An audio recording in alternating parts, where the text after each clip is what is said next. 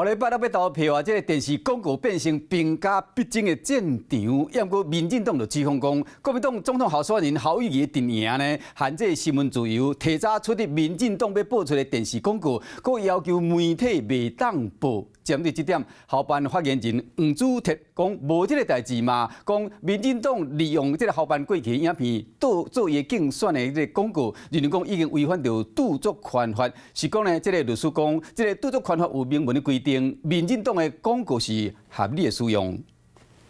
他们说民主就是制衡，事实是他们都要回来了。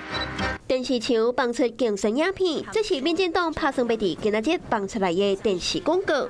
是讲影片都还未公布，另外就先控诉侯友宜若提早出掉，佮要求电视台不准放出来。昨天晚上侯友宜办公室，你们凭什么拿到所谓的CF？ 你们还施压各媒体？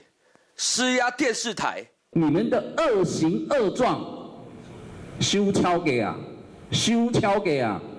所以当然会有人来给我们通报。我们可不是执政党啊，我们是要如何施压媒体。除了强调绝对无施压，校办也反击民进党要放出来的广告内容，使用校办的影片，违反到著作权法。他竟然拿我们的竞选广告影片来作为重制，当作他们的竞选广告，非常的可恶可耻。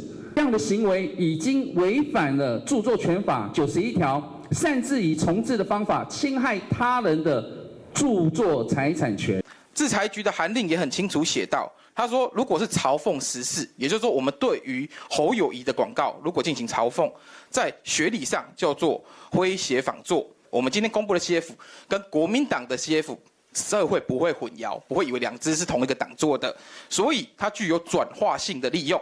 这个 CF 就是合理使用。双方提出反对的条文来对峙，国民党也放出竞选影片。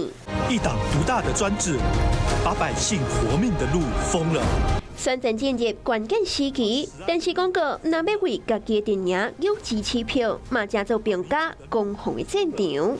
Hello， 我是雷亚，想要抢而先掌握最及时的新闻资讯吗？赶快订阅、按赞、开启小铃铛，锁定华视新闻 YouTube 频道。